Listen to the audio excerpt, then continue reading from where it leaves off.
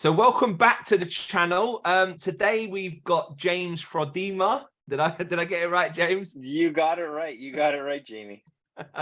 And just tell us a little bit about you, James. What market are you in? Yeah, absolutely. So I'm based in Toronto, Canada.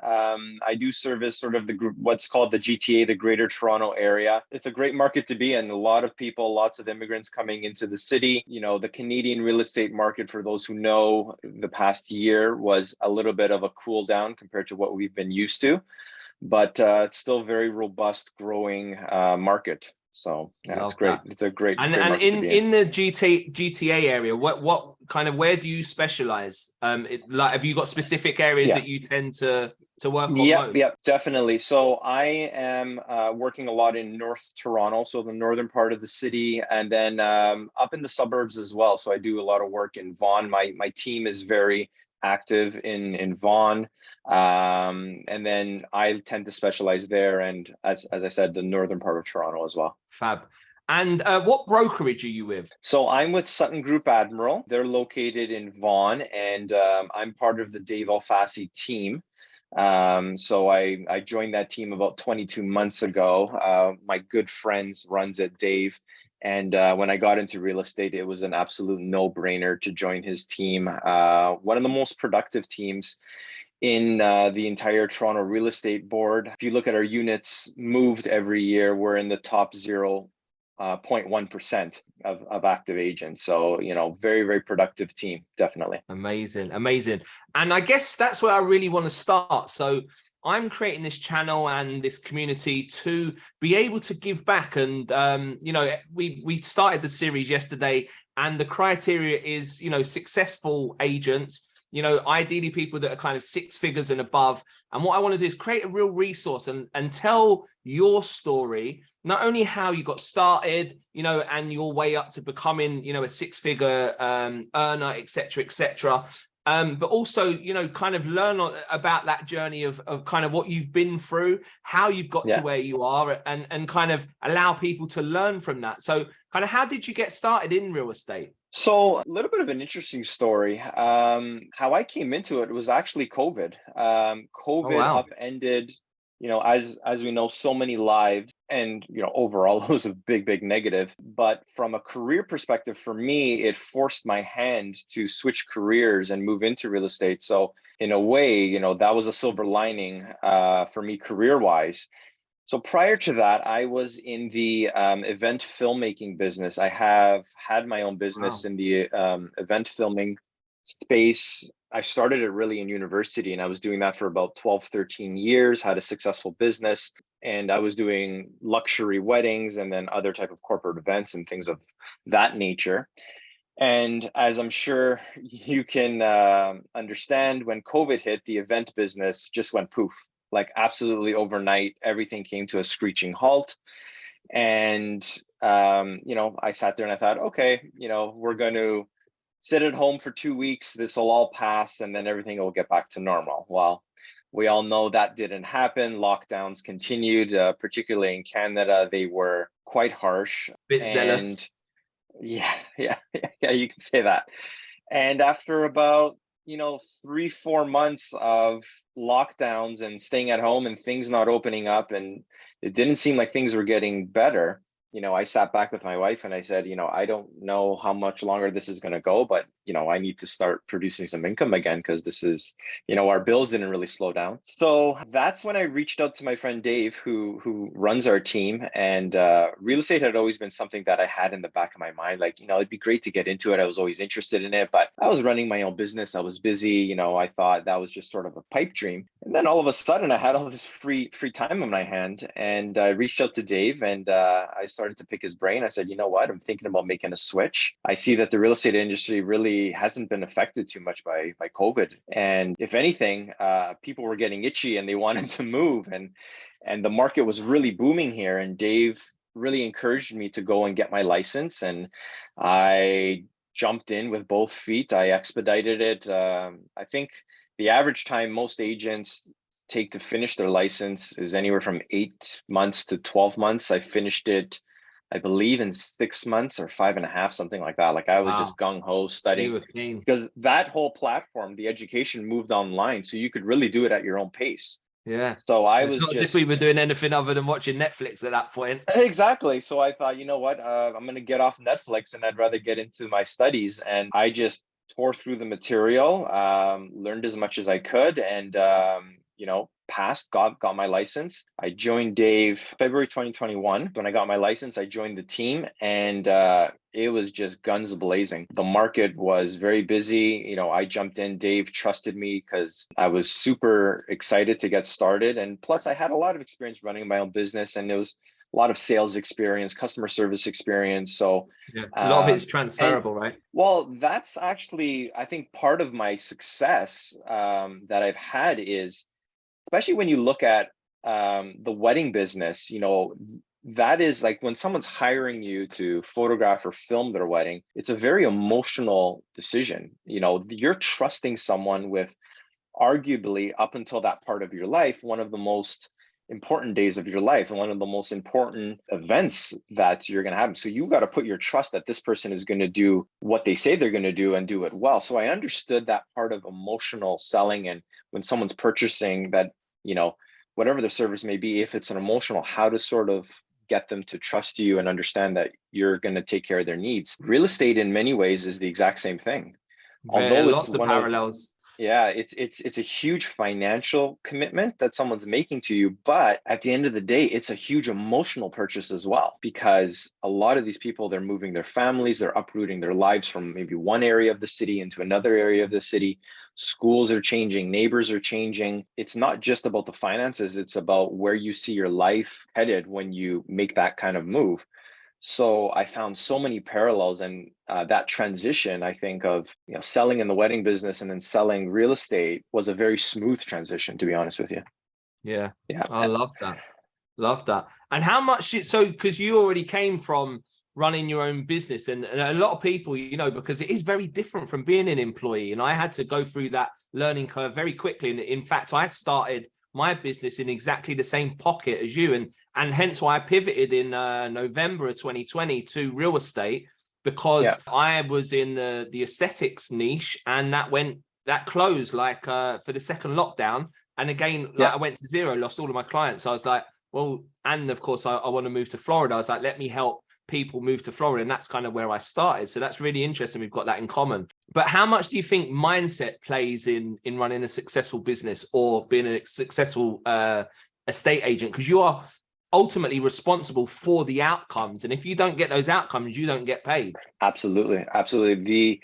The saying is, and I don't remember where I heard this, but I heard this very early on when I graduated university and I started my filmmaking business. It was, you're self-employed. Every day you're waking up, you're unemployed. You Yeah. need to make things happen, and it's on you. And it's either you're going to go out into the world and you're going to create, you're going to find business, you're going to find ways of putting food on the table, keeping the lights on, or you're not. If you decide to sit at home, watch Netflix, the phone's not going to ring. So I had that mindset since I was in my, early 20s.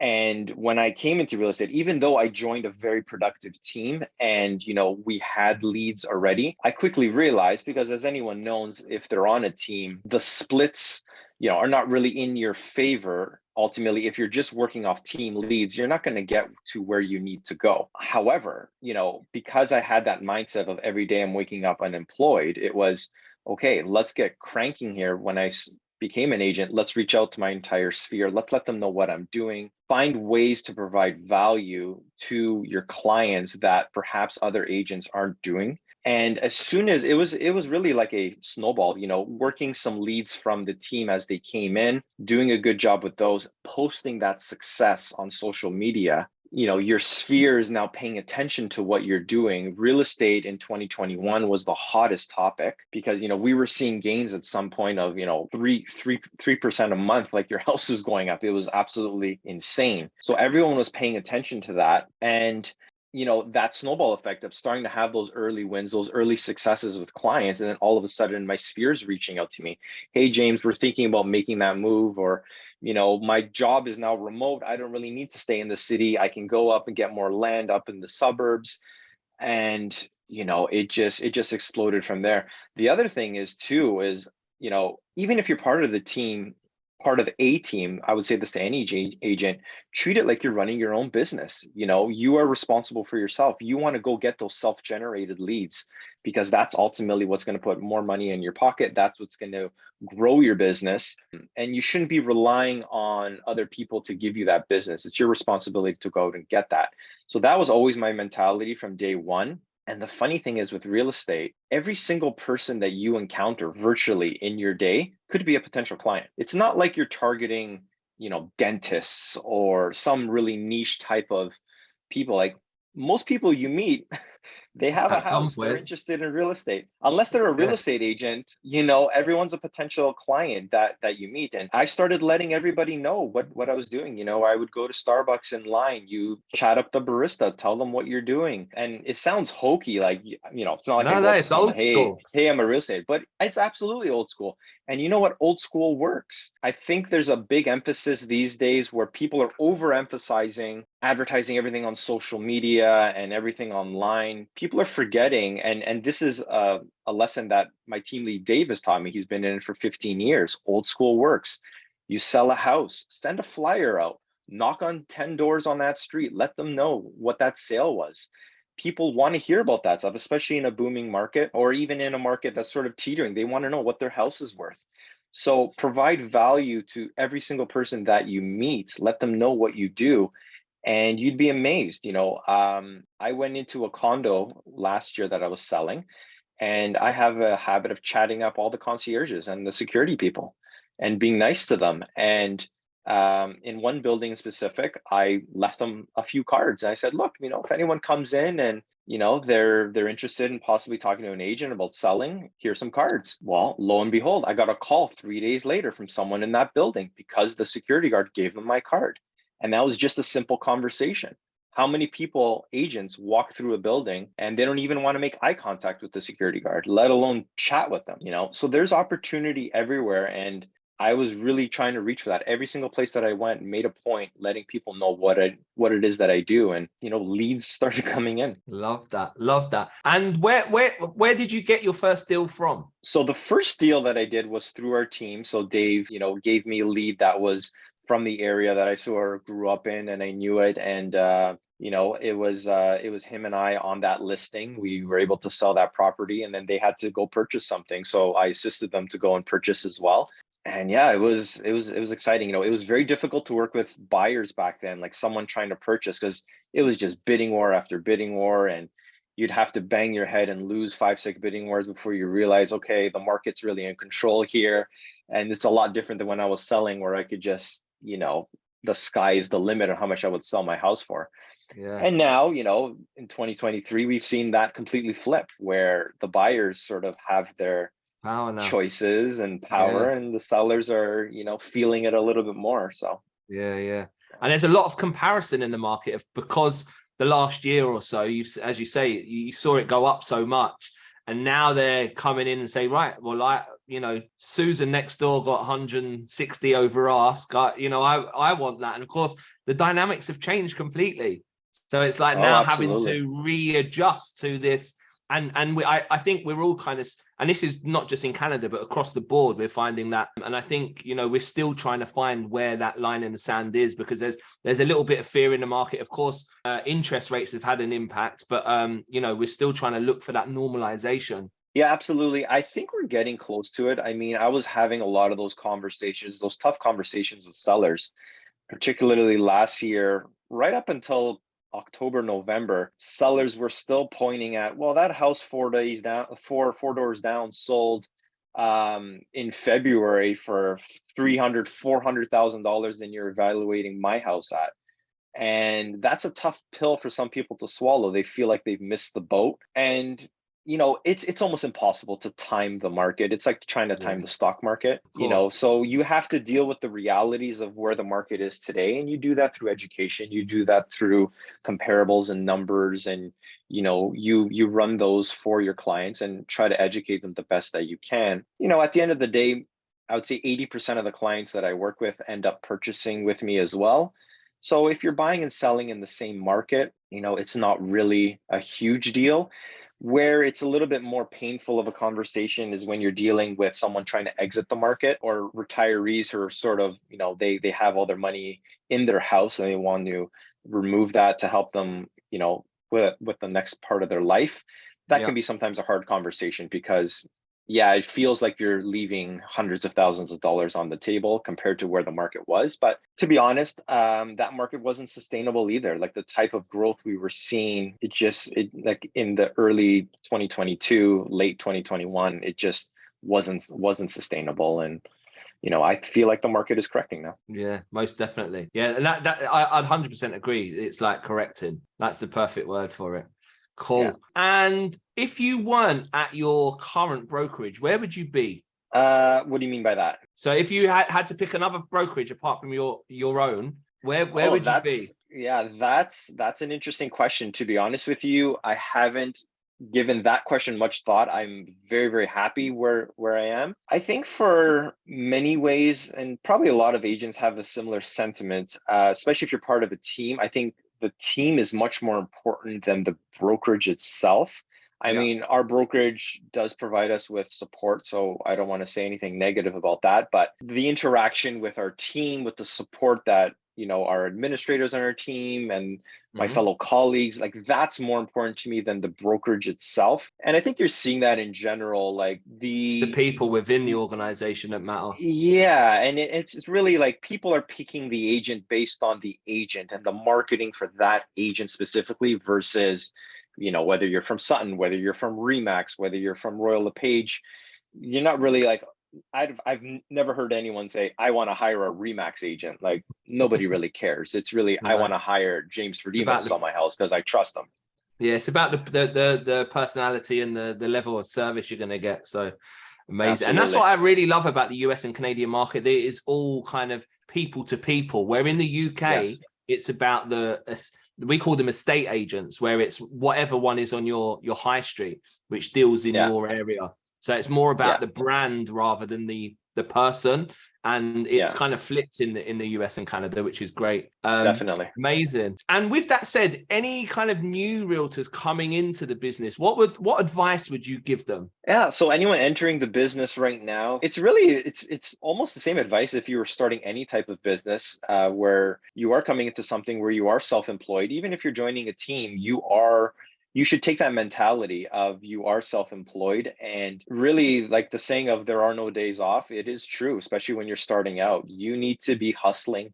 You need to be talking to your sphere. You need to be letting everyone know what it is that you do. Become an expert for the area that you want to work in. So for example, a lot of agents want to work in the area that they live in. Makes sense. They know the community, possibly their kids go to school in the area, so they know about the schools and stuff, but really become an expert. Know about the best schools in that area. Know about, what are the best pockets of that community to live in. Understand what the comparables are, what houses are selling for, how long are they on market. So when someone comes to you, because undoubtedly, when you mention what it is that you do, everyone loves to talk about real estate. They want to pick your brain. They're going to ask you, what's the market like right now? And be prepared with those numbers. Be prepared to ask them questions. Well, what kind of house are you living in? Is it a semi-detached? Is it a detached? Is it a 3-car? Is it a bedroom, 4? And have those stats ready to go. Know how much the market has gone up and gone down, so that you are an expert. You want to be able to project that. You really are confident. You understand where the market is. And then beyond that, don't be afraid to go old school. When you get that first deal, as I mentioned before, send out a flyer, do some door knocking, cold call. Don't rely on just, I'm going to post my sale on Instagram and Facebook and people are going to start calling me because I'm a superstar and I sold one house. That is not going to work. You need to do all of those things, reaching out to people physically, having conversations with people, and then that'll translate into business for you eventually. The other thing is be prepared not to make money for a while. It's going to take a while to get your first deal, and your first year may be a little bit slower than you'd like it to be, but you need to stay consistent with all of those things, and eventually they will pay dividends. But you can't go door knocking once, twice, 3 times and expect to get a Consistency. sale. It's the consistency. It's consistency with the flyers. Set a budget. What is your marketing budget every month for the year, and stick to it. I'll give you a perfect example. Last February, I sold a house in Vaughan. It was a record-breaking price, fantastic number. Sent out a flyer to the community, and I got a call from someone who lives, a couple streets over. 7 months later, they kept my Wow. flyer. They put it on their side of their fridge, and it wasn't even to sell their house. They had an investment condo, but they liked our marketing. They liked the flyer. It wasn't the right time when they received it, but that seed was in their head that maybe we want to sell it. 7 months later, they called me and That said, is I got your amazing. flyer, and I just sold their condo a couple days ago. So, Wow. um, Congrats. That's so that is what it amazing. like. Yeah. So About being in you the need to right do. place at the right time as many times as possible in as many ways as possible as you can. Yeah, and if you talk to anyone in any sales position in any industry, it's just a numbers game. You have to hear no so many times, but eventually you will get that yes. Yeah. So it's staying consistent. It's not giving up. Yeah, yeah. Do you love real estate? Because it comes across like you really, really enjoy it. I And I do. can I tell do. when you talk about real estate, you're not like you genuinely enjoy talking about it, which is making this like really enjoyable. And it's not like, Yeah. oh, it's like not like the archetypal annoying realtor of like, oh, did you know that I'm a real estate agent? Like you genuinely Yeah. like to talk about No, no. the ins and outs of it and the relationship building. Yeah, genuinely, I've always been interested in it. I mean, my family has a background in real estate. It's more commercial real estate, but there's definitely a little bit of a background there. And then when I was in my old business with the filmmaking, my wife and I, we sold 4 properties, and Dave, who I now work with, was the agent that we used for every transaction. So I've known him many, many years, and every deal that we did when we were selling our property and buying, I was probably annoying, but I was so interested, and I was just asking him questions. I wanted to know every part of the business, and it was always a genuine interest. And you know, that's the one good thing that came out of COVID, is that it forced me to make that switch. And yeah, it's so invigorating to be working with people and helping them, find the right home. And to be honest, like, my favorite part of the business is doing the deal, is doing the negotiation. Like, it actually excites me to do that. Like, that's my favorite part of the business. It's getting down to the brass tacks, working with that other agent, negotiating hard for my clients, and getting that deal done. Like, that is a really exciting part of the business. And Yeah, just, yeah. It's that much more thrill of the exciting than chase. filmmaking. Much more exciting. Yeah, and absolutely. and with that said, did you write any letters in 2021 to get your buyers over the line? Because that was a thing for a while, wasn't it? And it was like, you have to sell the emotional side. The family are really going to love it. Look at the dog. Oh, Jamie, the things that I've done to get the deal done. Yeah. Writing letters, parking my car outside the house when there's a bidding war with the bank draft in hand, going inside, physically presenting for my clients with the letter, with $100,000 bank draft in my hand, Love and it. presenting to the sellers with their agent, arguing why this house is right for my clients. I was joking. Some other people are asking, well, where's your office? Where do you work out of? And I work out of my car because I have my laptop in there. And especially last year, when it was like just a feeding frenzy, there was no time to go back to the office. Like, No. you'd go see a house, the buyer likes it, they're like, I want to put the offer in now. So you Yeah, literally you had in my to. car writing the offer, going to the bank with them, picking up the draft. Like, it was just, I was on the road, 24/7. And this year, 2022, things calmed down a bit, which was probably for the better. But yeah, whatever it takes, absolutely whatever it takes to get the job done. Amazing, amazing, cool. So we're gonna finish with some a quick fire round. So what's the biggest deal you've ever done? So the biggest deal I've ever done was $8.5 million. That Oh was the biggest wow, transaction. Yeah. Amazing. Yeah, And where that was was that? that was in Toronto, in an area called Yorkville. If anyone is familiar with Toronto, that is more of a how do you Brits put it? I guess a posh area of the city. Some of the most expensive real estate in all of Canada is Oh, located wow. in that area there. So yeah, that was a special transaction, definitely a special one. Amazing. Amazing. Tom Ferry or Mike Ferry? Tom Ferry. Best real estate event or conference you've been to? You know what? Sadly, and I'm actually embarrassed to say this, I haven't been to any yet. Although that is one of my goals in 2023 is to attend one. So Jamie, I got to get your advice on sort of the best one because I know you're starting to make all the rounds. I I am, definitely and want to. Yeah. that's what I want to do by the end of this year. Say, right, these are the ones you want to go to, guys. These are the ones you want to serve. Yeah. Probably all of the ones in the warm countries. Yeah, definitely, especially during the cold Canadian winter. Yeah, that literally, I was invited by a client to come out in, I think it was November in Toronto, and I looked at the weather and I was like, I'm gonna pass. Maybe next year. I don't I'd blame literally you. just come back from Miami, and I was like, I don't think I can go from this warm to that cold. So You know what? Come back. The best time, in my opinion, to be here is probably the beginning of June, middle of June. You know, it is warming up, but it's not quite humid yet. And everyone's in a great mood because we're coming out of our hibernation. So it's a great time. The city really comes back full force. I would say middle of May to and June, onwards. Yeah. perfect. So I'll look for any real estate events in Canada in general, because I had the same Yeah. conversation with another guest yesterday, and he's in I think he was in Calgary, and I was Okay. Yeah.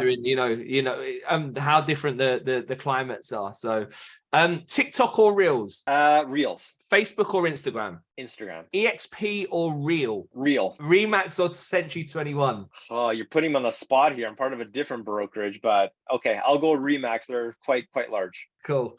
Looks or personality, Personality. Lakers or the Knicks. I'm a Raptors fan, but I guess New York Knicks, a little bit closer. I love traveling to New York as well. Oh, you do, fab. I was gonna. So the next question is New York or LA. Definitely New York. Definitely New York. Gary V or Grant Cardone. Gary V all day long. I've been a big Gary V fan for years and years and years. He's very inspirational.